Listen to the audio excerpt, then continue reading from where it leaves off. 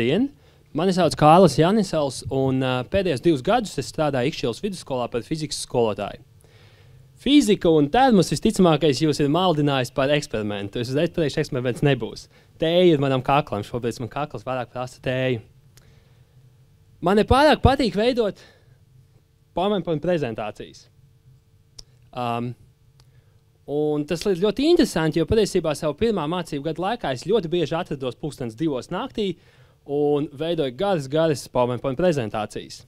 Veiksmīgā kārtā šo 2 gadu laikā es mācos fantastisku prasmi, tā ir refleksija. Paldies iespējamai misijai par to mūžam tavs parādnieks. Un mana mīļākā refleksijas forma bijis, kāpēc kaut ko darīt. Un tad šeit ir jautājums, kāpēc tad es tajos vakaros sēdēju? Vasaras akadēmijā mūs iepazīstināja situatīvās vadības modeli, un es to ļoti rūpīgi uzzīmēju. Kad nonācu skolā, es ļoti ātri sapratu to, ka mani skolāni atrodas pirmajā gatavības līmenī. Proti, viņi nevar un nav pārliecināti. Viņiem trūka pamatzināšanas fizikā un pārliecība par saviem spēkiem.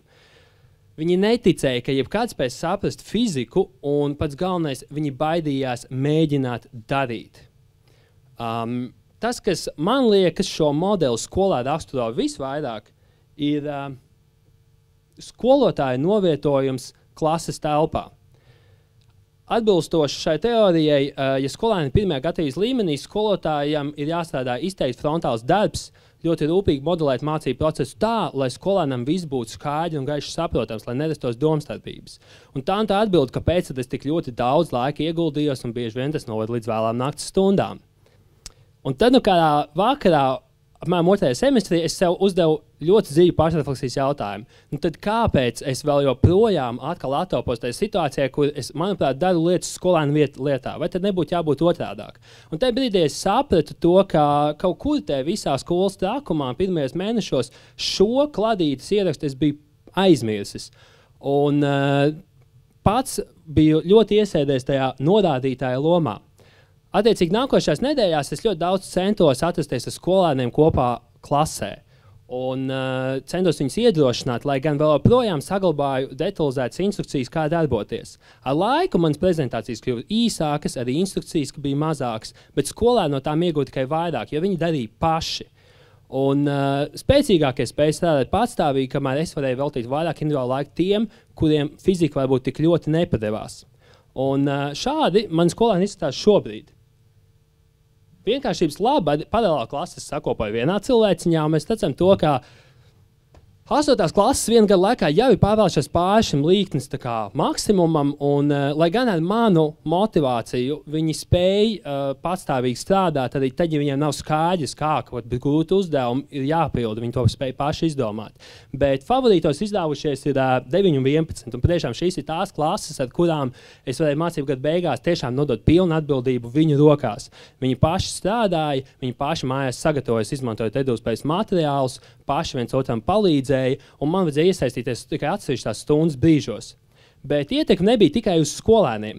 Pirmā mācību gada laikā man ļoti bieži nācās vēsties par saviem kolēģiem, jo bija dažas klases, ar kurām es netiku īsti galā. Un tieši šie ieteikumi bija tie, kas man palīdzēja, tie bija pirmie soļi, lai savus skolēnus virzītu augšup pa šo līkni. Otrā mācību gada laikā skolotāji diezgan bieži nāca pie manis un jautāja, un viņš tos jautājumus uzsāka. Man skolēni stāstīja.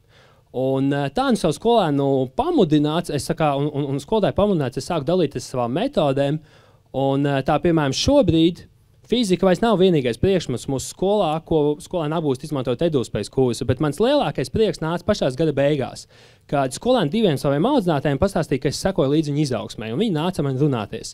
Un saruna beidzās ar 2 šīs lapas puses kopijām, kas tika norakstītas ar komentāriem par to, kur klase atrodas šobrīd, un kas ir nākošie veicamie uzdevumi.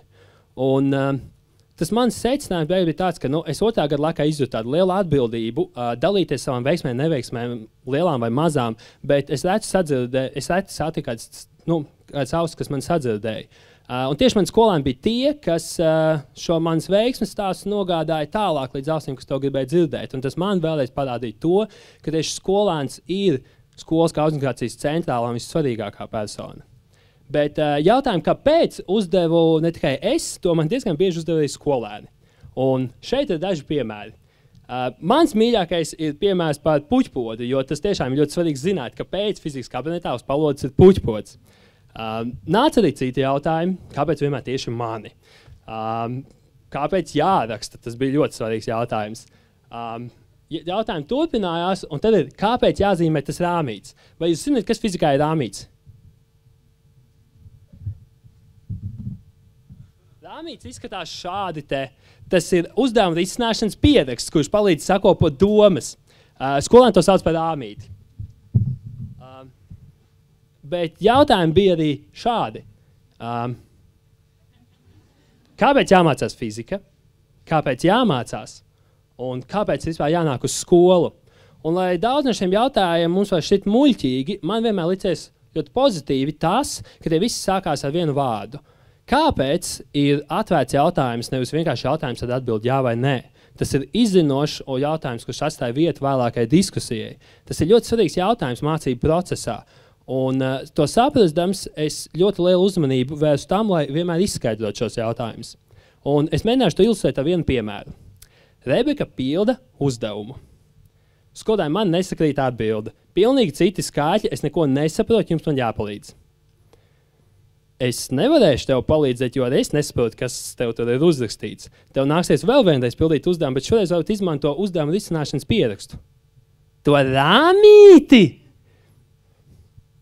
Tieši tā, to rāmīti. Bet kāpēc? Skolotāji, es tāpat te visu saprotu.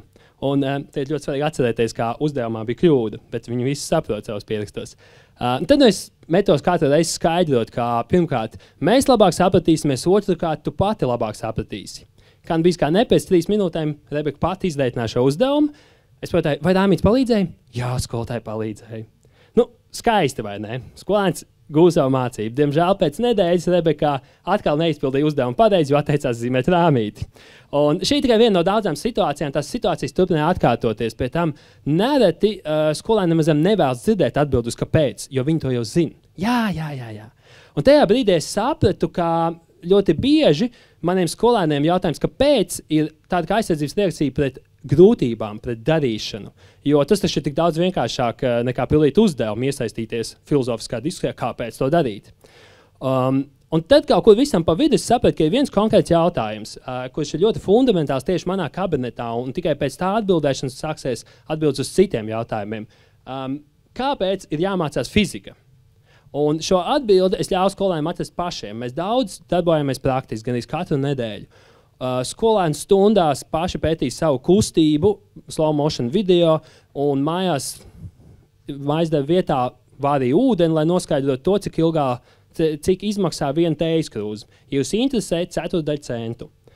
Rezultātā skolēni tika uzāķēti, un procesa laikā aizmirst pajautāt, kāpēc, bet ja pajautāja, tad viņi patiešām to gribēs zināt.